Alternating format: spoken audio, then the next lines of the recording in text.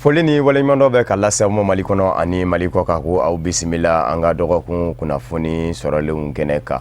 An bɛ aw ladɔnniya k'a fɔ an ka minisiri ɲɛmaakɔrɔ Musa Mara ale ye taama kɛ ka ɲɛsin Sherifila TV jabaranin ma ka bɛn ni alamisa tɛmɛnen ye. A ka taama in kun bɛ don fɛn min kadara kɔnɔ o ye ka na i ɲɛ da baaraw kɛcogow ka baarakɛlaw fɛ. O tɛmɛnen kɔfɛ Musa Mara ye a jira k'a fɔ a ka taama in kɔnɔ a ye fɛn caman ye ka fɛn caman faamu janko baarabaw minnu ni olu bɛ ka kɛ baarakɛbaw fɛ. O kɛra fɛn ye min jɔra a hakili fɛ. Tuma min na Musa Mara ni a ye munumunuzaliw kɛ Sherifila TV jabaranin dogodogo ɲɛw kɔnɔ an sɔrɔla ka kuma galamani tɛngun a la a hakilinataw ye fɛn minnu ye olu ka se ka si dɔn. Amadu Jara ale ye o kɛ k'an lasɔrɔ. An ka visite in bɛ bila balimaya ani jɛɲɔgɔnya foli okumu de kɔnɔna la. Tubabukan na a bɛ fɔ ko visite de courtoisie. Anw politique mɔgɔw ni an nana radio ou bien ni téléw la i b'a sɔrɔ an bɛna kuma de antenne na. Mais ne ko n ko Zeyina tɛ kuma dɔrɔn ye antenne na. Hali ni kuma dɔ bɛ kɛ antenne na komi an bɛ ka kɛ cogoya min na. Zeyina ye fɔlɔ k'a lajɛ aw bɛ baara kɛla lahala minnu na. Maa minnu bɛ yan. Aw organiselen don cogoya di. Baarakɛminɛnw ye mun ye. Aw bɛ baara kɛ cogoya di. Gɛlɛya minnu bɛ yen aw ka laɲiniw ye mun ye. Aw ka baara tagabolow ye mun ye. Ka o ɲini k'olu dɔn pour que anw fana o ka caman fara an ka faamuyali kan. Donc an ye o min ye vraiment a y'an nimisi wasa parce que an y'a ye an bɛ min ye Sherifila télé la télé kɔfɛ o de fana bɛ yen. Maa minnu bɛ baara kɛ baara dusu b'u kɔnɔ. Maa minnu bɛ baara kɛ fana u bɛ condition ɲuman na. Baarakɛminɛn ɲumanw b'u bolo. Donc alhamdulillah donc ni o condition réunit la forcément baara bɛ ɲa. Halisa an b'a ɲini aw fɛ de nin y'a daminɛ ye dɛ. Donc aw ka continuer nin sira kan.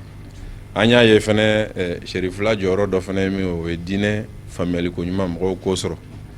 Mɔgɔw k'a dɔn fɔlɔ Sherifila tɛ silamɛya diinɛ radio télé dɔrɔn ye. Chrétiens bɛ yan olu fana bɛ baara kɛ télé in kɔnɔna la. Donc k'a ye k'a fɔ diinɛ ka sabati diinɛ ka faamuya diinɛ ye dilanni sira de diinɛ ye jamana jɔli sira de o hakilina ninnu ka sabati kosɛbɛ je crois que o fana an y'o ye yan kosɛbɛ. O b'a to an bɛ aw encourager aw ka baara la. An kɔni ye min ye a y'an nimisi wasa. Ni Ala sɔnna don n'a nataw la an bɛ continuer ni jɛɲɔgɔnya kelen in a sira kan jɛɲɔgɔnya min kun ye jamana dilanni ye jɛɲɔgɔnya min kun ye ɲɛtaga sabatili ye ni Ala sɔnna. N y'a fɔ n ko gouvernement caman ye nin baara ninnu sira ta parce que n b'a dɔn depuis ATT ka taa na sariyaw taara n'olu ye luwaw ye. Décrets ni arrêtés kan ka compléter pour que télé ko ka walankata jamana kɔnɔ a kana kɛ chaîne kelen dɔrɔn ye. Diɲɛ jamana bɛɛ kɔnɔ chaînew ka ca komi radiow ka ca presse écrite ka ca cogoya min na donc télé ko ka walankata an ye o fɛɛrɛ dɔw tigɛ. O kɔfɛ n y'a fɔ n ko kulu min bɛ aw ka baara ninnu ɲɛnabɔ ani k'a kɔlɔsi n'o ye haute autorité de la communication ye tuma min na ne tun ye premier ministre ye o sariya dɔw taara fo sa nana bange ka kulu yɛrɛ sigi fo kulu bɛ ka baaraw daminɛ komi aw b'a ye cogoya min na. École de journalisme fana o fana sariya fana taara tuma min na an tun ye premier ministre ye o fana baaraw bɛ ka waleya. J'espère que o promotion fɔlɔw bɛna daminɛ pour que Mali journalistes fana ka se ka kalan journalisme baara la. Gɛlɛya dɔw b'o kɔnɔna la an b'a dɔn maa caman ye journaliste ye bi o ma deli ka sɔgɔmada kelen kɛ a kalan sira kan. Donc il faut que o fana yɛlɛma ka don o la pour que an ka journaliste ɲumanw sɔrɔ. Journaliste ɲumanw de bɛ baara ɲuman kɛ min bɛ na ni presse ɲuman ye ani min bɛ na ni télé ɲuman ye min bɛ na ni radio ɲuman ye. Donc o sira ninnu an y'o sira ninnu ta wa an dalen b'a la fana sini ma sinikɛnɛ ma ɲɛmaa bɛɛ bɛ ni i seko kɛ o ko la parce que ni presse dilanna démocratie ka ɲi jamana b'a nafa sɔrɔ. Bon démocratie kɔni ye jamana kɔnɔdenw ka ko de ye parce que jamana kɔnɔdenw de bɛ voter. Ne bɛ deli k'a fɔ n ko tubabuw ye jamana ye mɔgɔkɔrɔbaw ka ca ni denmisɛn ye jamana min kɔnɔ. Ni o jamana sera ka danaya da denmisɛn kan jamana min denmisɛnw ka ca ni ba n'a si ye ka tɛmɛ mɔgɔkɔrɔbaw kan comme Mali o jamana fana kan ka se ka tɛmɛ o sira fɛ. Mais a bɛɛ bɛ faamuyali cogo de bolo. Ni Bamako ni Mali denmisɛnw ye faamuyali sɔrɔ je crois que u bɛ se ka kɛ sababu ye changement ba kan ka na jamana kɔnɔ ka daminɛ denmisɛnw ka sanfɛ yɔrɔw sɔrɔ denmisɛnw ka kɛ ɲɛmaa ye fo denmisɛn ka kɛ président ye. Ne kɔni ka faamuyali la a bɛ se ka kɛ facilement mais a b'a nécessiter jeunes ka faamuyali kɛ.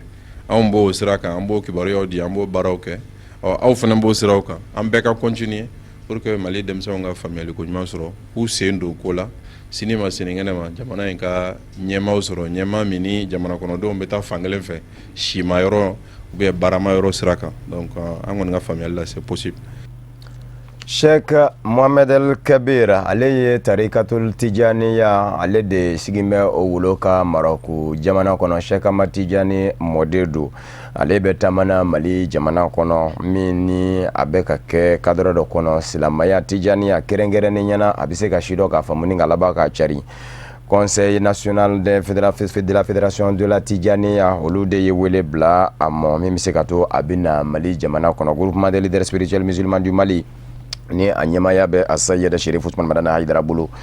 ani olu sigira ka kuma ka bɛn ni tarata mɛ kalo tile 9 ye a kɛra dunanjigiso la min bɛ wele ko hôtel de l'amitié ni o ye a yɛrɛ jabala ye an ka maa minnu ko bɛ a kɛnɛ kan olu sera ka fɛn minnu kɛ k'an lasɔrɔ kɛrɛnkɛrɛnnen ɲɛna Ustaz Usman Kan o ye nin ye. Tiel musulman di Mali ɲɛmayaso n'o ye a biro ye ani u ka ɲɛmaaba n'o ye Asayɛd Sherif Usman Madani Hayidara u taara badenya taama bila an ka shehu la n'o ye Mohamed El Kabir. Mohamed El Kabir ale ye khalifa ye tarikatu Tijaniya la ka bɔ Maroc jamana kan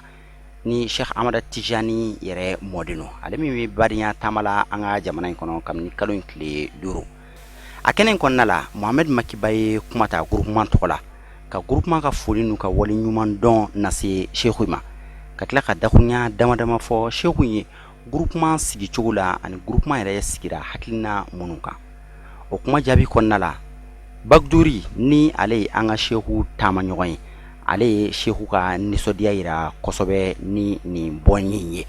a y'a yira k'a fɔ ko shehu sɔnna ka Mali ka wele jaabi wele min cira a ma confénati fɛ confénati n'o ye Tijaniya tɔnw bɛɛ lajɛlen faralen bɛ ɲɔgɔn kan tɔnba min kɔnɔ k'a sɔnna k'olu ka wele jaabi ka da a ka programme chargeli a n'a ka taamaw cayali kan a y'a ka nisɔndiya yira kɛnɛ in kɔnɔna la kosɛbɛ. Bɔnni yɛrɛ baara bɛɛ lajɛlen kuncɛlen Sheikh Mohamed Makiba ni ale ye groupement secrétaire général ye ale ye taakun ani a ka nisɔndiya yira kɛnɛ in kɔnɔna la. Bonyamasegin de don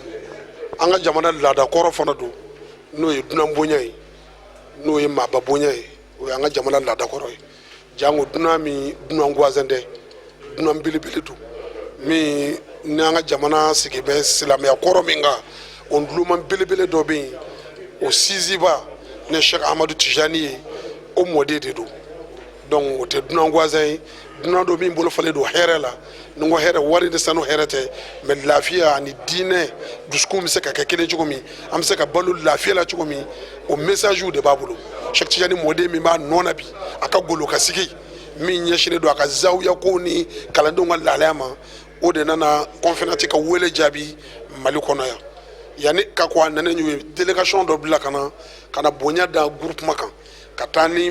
invitation kɛrɛnkɛrɛnnen ka di groupement ɲɛmɔgɔ ma n'o ye Seydi Sherif Usman Madani Hayidara ye k'a fɔ k'u b'a fɛ groupement senga ye a ka nani baaraw la donc komi a nane a bolo degunnen kun don a kun taara k'a ye donc groupement ɲɛmɔgɔ n'o ye Seydi Sherif Usman Madani Hayidara ye a y'a ɲini groupement bureau exécutif mɔgɔw fɛ bi wula in na bi su in na an bɛɛ kana fara ɲɔgɔn kan groupement tɔgɔ la ni sirifikɛ in ni mɔgɔba in ka na an ka jamana laada latilen n'o ye ka na bonyamasegin k'a ye ka na a fo k'a taare i y'a ye ale ye Tijaniya de ye mais groupement ka délégation min nana cadriya ɲɛmɔgɔw kun b'a kɛnɛ kan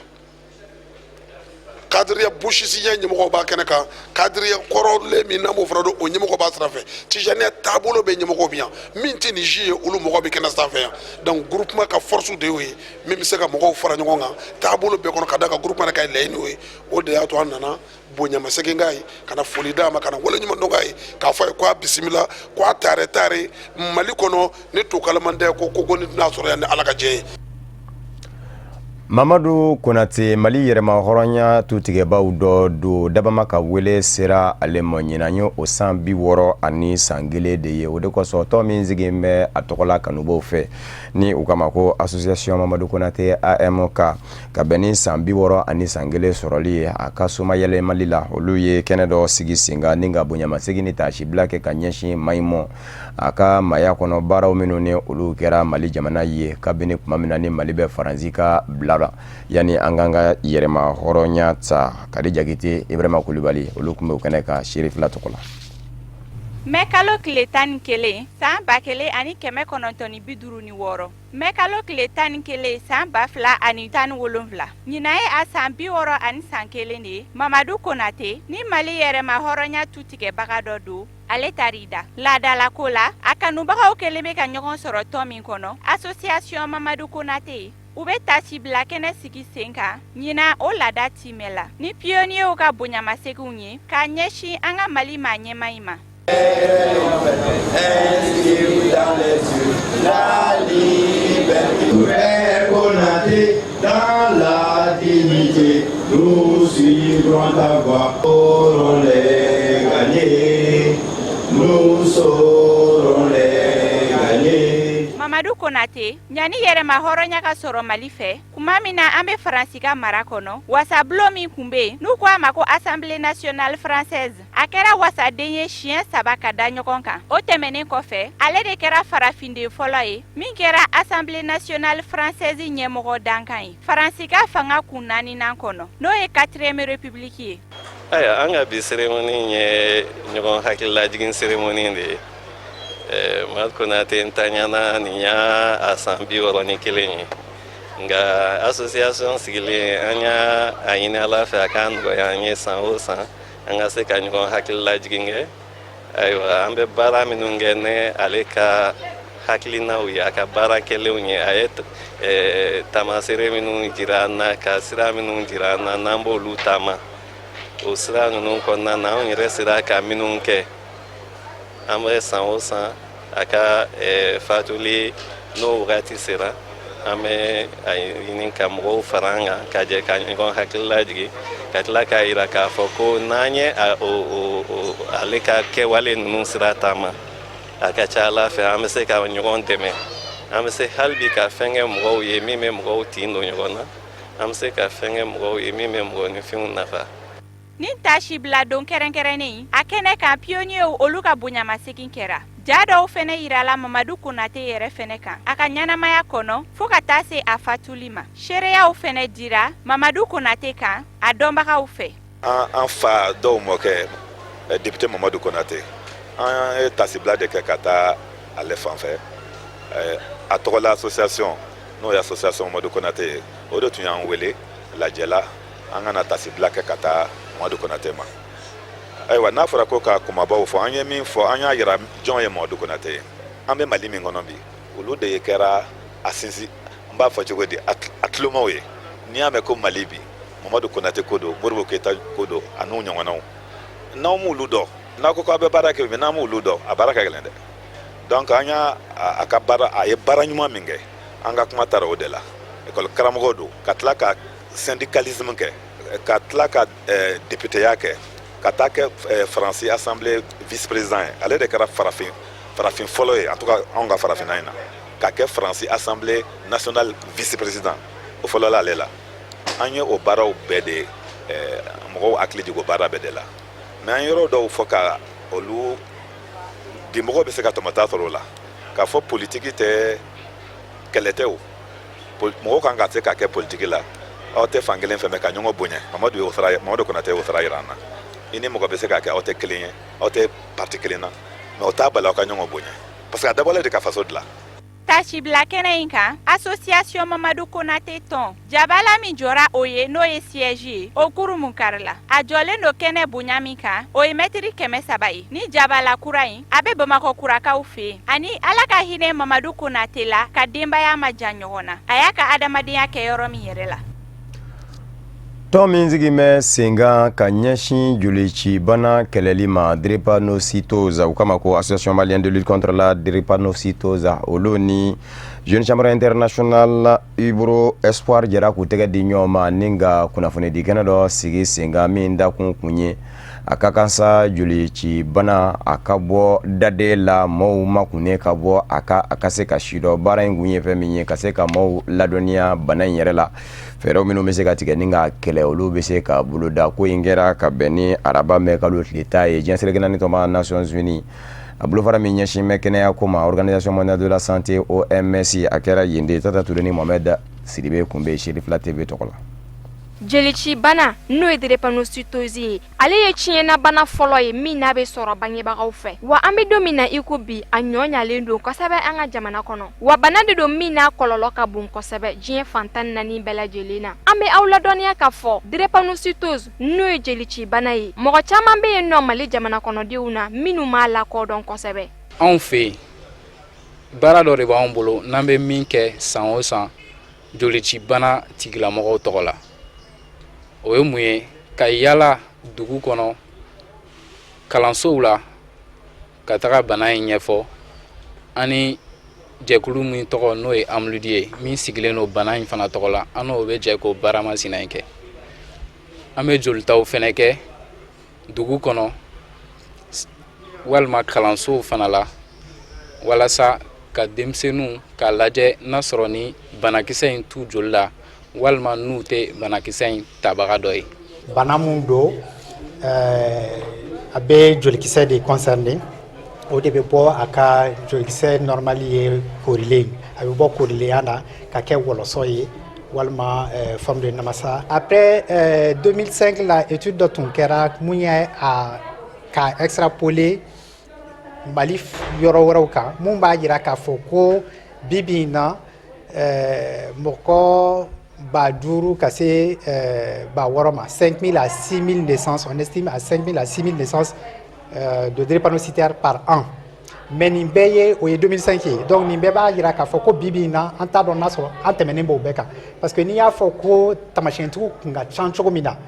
n'olu ye furu kɛ u ni ɲɔgɔn cɛ olu bɛ se ka den banabagatɔw sɔrɔ donc peut-être que bi an tɛmɛnen don o bɛɛ kan. Jelici bana min filɛ nin ye n'a bɛ sɔrɔ tiɲɛ fɛ ani gɛlɛya sababu taama ɲɔgɔn fɛ jeli dɔgɔya min n'a bɛ fɔ a ma anémie dimi n'o ye douleur ye fo ka taa se bana wɛrɛw ma i n'a fɔ infection jelici bana bɛ kɛ sababu ye ka mɔgɔ caman bɔnɛ a nin na san o san jelici bana dɔ bɛ se ka bɔ a kasara la si waati bɛɛ lajɛlen na n'o y'a sɔrɔ a banakisɛ kɔnna ka dɔn joona farikolo la. N'i ye denmisɛnnin fitininw ta yan n'u ka san 2 cɛ i bɛ se k'a ye sen kɔ ni bolo kɔ bɛ se ka funu an b'a fɔ o ma ko syndrome pieds-mains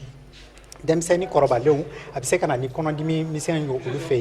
yen ka taalen ɲɛ a bɛ se ka kololadimiw di donc o y'a tamaseere dɔ fana ye sabanan n ye joli dɔgɔya ni dimi ko mun fɔ nin ye sabanan a bɛ ye ni banamisɛnnin caman ye n'an k'olu ma ko infection. Parce que ni bana in na u fari labilalen don banamisɛnw caman ye donc i bɛ se k'a ye nin kɛcogo 3 in na. Musaka ka ca dimi gɛlɛya bɛ anw kan dimi gɛlɛya in kosɔn ani bana yɛrɛ kosɔn an ka baaraw bɛ tiɲɛ an ka écoles bɛ tiɲɛ an ka furuw bɛ tiɲɛ donc da tɛ se ka se a gɛlɛya bɛɛ ma k'a bɛɛ fɔ ka ban dimi mana wuli dimi bɛ se k'i minɛ i fari fan 14 sugu bɛɛ la a tɛ ko dimi bɛ wuli kolotugudaw ni fɛnw dɔrɔn na joli bɛ tɛmɛ farikolo fan o fan na.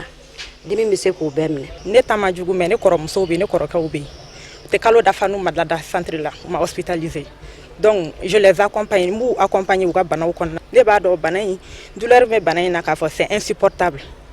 ka tila k'a ye k'a fɔ ko o bana mɔgɔ bɛ se ka tile caman kɛ ni o ye fo ka se kalo ma i dalen don furaw bɛ k'i la fo morphine bɛ k'u la souvent centre in yɛrɛ c'est vrai u bɛ prise en charge kɛ mais tiɲɛ na fura caman fana bɛ san kɛnɛma. Donc a ka gɛlɛn kosɛbɛ furaw bɛ ta o ye wagatinin ko de mais ni trimestre minnu kɛra k'an to so an tɛ ta o la bilen ni examen minnu bɛ kɛ k'an to so diyagoya an bɛ redoubler an dalen don dɔgɔtɔrɔso la mais an hakiliw bɛ ekɔliso la mais n'a fɔra e bɛ taa dɔgɔtɔrɔso la e sen tɛ se k'i lase kalanyɔrɔ la diyagoya don e bɛ redoubler dɛ ne yɛrɛ min filɛ nin ye ne bɔra ekɔli la parce que ne ye bagi kɛ ka bagi kɛ k'a kɛ tellement que n yɛrɛ découragé la. Kuma dɔ bagi bɛ se dɔrɔn i ka crise bɛ wuli i bɛ mun kɛ diyagoya de don i bɛ taa bagi kɛ wa i bɛ taa crise de furakɛ e mana t'i sigi bagi sali kɔnɔ k'e bɛ bagi kɛ crise b'e kan i tɛ se ka foyi sɛbɛn foyi nafama tɛ i bɛ se ka min sɛbɛn. AMLUD n'o ye association malienne de lutte contre la drépanocytose jɛkulu min sigilen don Mali kɔnɔ ka ɲɛsin jelici bana kɛlɛli ma ka fara jeune chambre internationale kan olu bɛ wuli ka jɔ la su ka fara tile kan walasa nin bana in bɛ se ka kɛlɛ cogo min ka bɔ Mali jamana kɔnɔ ni sɛgɛsɛgɛliw sigili ye sen kan ani kunnafoni ɲumanw dili jamana kɔnɔdenw ma cogo min na jelici bana dɔ bɛ se ka bɔ a ɲangata la an ka jamana kɔnɔ. Tarata tɛmɛnen mɛ kalo tile 9 BCEAO centre aéré la Sherifla TV jabarani ndolatilaw ni kɔmuso ORTM ndolatilaw ye ɲɔgɔn sɔrɔ min kɛra Sherifla TV ndolatilaw ka ɲɛkumu ka 2 ani 1 ko in labana o cogo de la a bɛ don fɛn min ka dara kɔnɔ Mali silamɛdinɛ ɲɛmɔgɔ ka fara ɲɔgɔn kan jɛkuluba groupement des leaders spirituels musulmans du Mali ma ɲɛma silamɛya dɛmɛtɔ Ansaru ɲɛjɔyɔrɔ a Seyida Sherif Usman Madani Haidara ale ka san 60 ani san 2 sɔrɔli ɲɛnamaya la ka ala baara ka o boloda ko in bɛ don o de ka dara kɔnɔ an ka maa minnu kun bɛ a kɛnɛ kan Sherifla TV jabarani tɔgɔ la o ye Yusufu Kulubali Fuseni Keita ani Ibrahima Kulubali walasa k'o tɛgɛ di ɲɔgɔn ma ka jɛn ni k'o kan kɛ kelen ye ni ka don o don ta ni ka an karamɔgɔ a n'a fa sɛgɛrɛ a Seydi Sherif Usman Madani Haidara ka kɛ ni a ka anniversaire wuli ko 62 jamana jabaranisoba ORTM ani Sherifla télévision cakɛlaw o ye badenya dunanci kɛnɛ sigi badenya dunanci min kɔnɔna na ORTM cakɛlaw de ye kunkɔrɔta sɔrɔ 2 ani 1 foliw tɛmɛnen kɔfɛ ani kunkan ɲɛfɔlɔ dilen kɔ Alhaji Moribo Diallo fɛ n'o ye Fédération Ansadi National ɲɛmaa ye tɔn filaw ye karaw kɛ ɲɔgɔn na Sherifla télévision sɛnɛ dunancilaw dofini ye binkɛnɛ ani bilema ye o da kelen na ani o sanga da kelen na ORTM jamana jabarasoba tilamaw olu dofini ye nɛrɛ ye kabini dunanci bɛ daminɛ bɛɛ Boubacar Mayiga ani Mohamed Sangare ka cɛdenw bɛ wulikajɔ bolo da o wulikajɔ min kɔnɔna na o bɛna gɛrɛsɛgɛ coli la a bɛ kɛ sanga 20 na sanga 10 dɔrɔn o tɛmɛnen kɔfɛ wali kelen a fɔ sanga 30 na ka kɛ ni Sherifla télévision kɔfɛmaw ka fili dɔ ye jamana jabarasoba sɛnɛ dunancilaw bɛ taa coli dafa 2 la 2 ni kanangolo sɛgɛlafiɲɛbɔ a bɛ k'o de kan sɛgɛlafiɲɛbɔ wulilen kɔfɛ min ye Sherifla télévision maaw o bɛna ɲɛda kura bolo da Boubacar Traoré Infere ani Gawusu Kiyasu o min ye degedege karamɔgɔ ye o bɛna falew caman kɛ o fale bɛ kɛ sababu ye Sherifla télévision a bɛna cɛliw ji bɔ sanga 50 na ni sɛnɛdunanci kɛnɛ lahala yɛrɛ kun tɛ sabu a fan bɛɛ lajɛlen ɲigilen kun don ji fɛ min kɛ sababu ye Sherifla télévision maaw kun bɛ fɛ ka sɛnɛdunanci min kɛ a ma se ka ɲɛ o bolo o kɛla sababu ye ORTM maaw de dabana ni ka sebaaya sɔrɔ 2 ani 1 tulonkɛ bɛ kun cɛ o de kan vraiment match in a kɛra match duman ye match duman do fair play kɛra kɔnɔla la nisɔndiya kɛra kɔnɔla la bon vraiment an bɛ Sherifla télé fo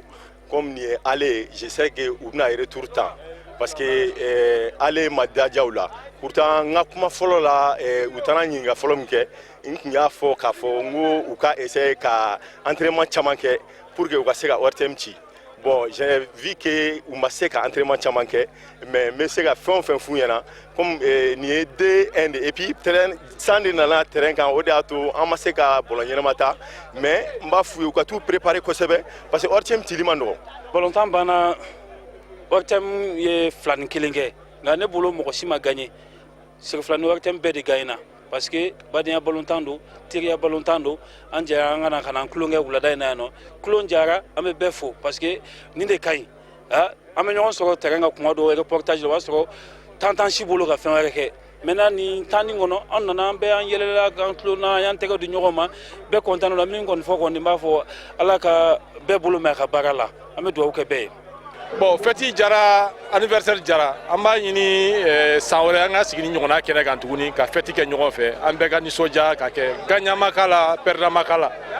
donc anniversaire de gagnant balontan de gagnant et puis ni cohésion ka ɲi balontannaw ni ɲɔgɔn cɛ radio so ni ɲɔgɔn cɛ télévision so ni ɲɔgɔn cɛ an b'a ɲini ala fɛ ala ka san wɛrɛ ta yira na. Ayiwa ne nisɔndiyalen don parce que Sherifla ye ORTM invité kana fara kan ka u ka anniversaire 2nan ko o fêter a diyara n ye ORTM ɲɛmɔgɔw tɔgɔ la n bɛ Sherifla TV ɲɛmɔgɔw fo nin badenya balontan in a diyara n ye parce que an bɛɛ bɛ baara kelen de la mais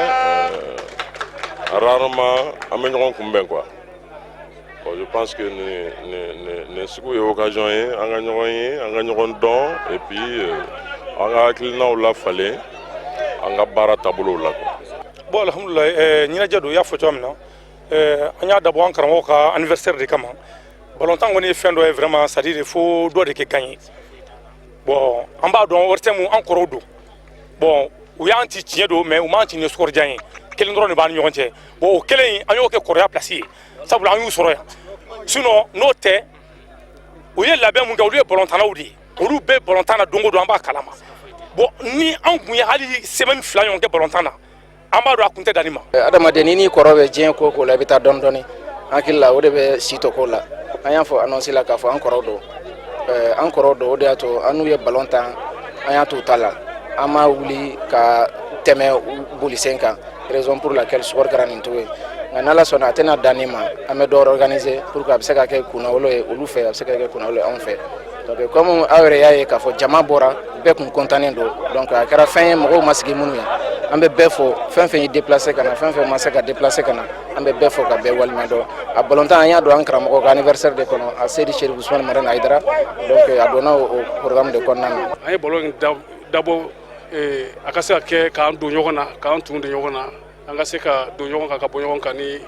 kulon ani nisɔndiya ye donc balontan in dabɔra o de kama bon an b'a dɔn fana sebaga ko ni sentanya ko tɛ ni fɛn o fɛn sera an b'a dɔn k'a fɔ bɛɛ de sera donc vraiment ballon in kɔni an bɛ a daminɛ nisɔndiya ye an b'a dɔn fana a bɛ ka kuncɛ nisɔndiya fana ye donc o y'anw ka laɲini de ye a bɛ ka k'o hukumu de kɔnɔna la sabula an karamɔgɔ n'o ye an ka ɲɛmɔgɔ ye a ɲɛminɛbaga n'o ye Seydi Cherif Ousmane Madani Haidara ye ale ka bangeni a san 62 ye nin ye bon san o san an bɛ nisɔndiya caman don a kɔnɔ ko caman donna ɲinan ta yɛrɛ la hali an filɛ kɛnɛ min kan bi kunkɔfilaw tilenna ka taa kun kɔfe ale ka bangeni bonya kama donc an y'a kanu nin balontanba in nin fana ka kɛ ORTM ni Cherifula ni ɲɔgɔn cɛ an b'a dɔn vraiment ORTM ye an bɛɛ lajɛlen ka jabaranin so de n'o ye jamana yɛrɛ ta ye donc n'an n'olu ye balontan kɛ an b'a dɔn a bɛ komi Mali bɛɛ lajɛlen ka nisɔndiya ko don o tɛ fankelen ko ye donc an y'a dabɔ o de kama. ORTM ka nin sɛbɛn tɛmɛnen kɔfɛ Cherifula télévision maaw o ka na labɛnw sigi sen kan min bɛ kɛ sababu ye wulikajɔ nataw u ka se k'o sebaaya sɔrɔ.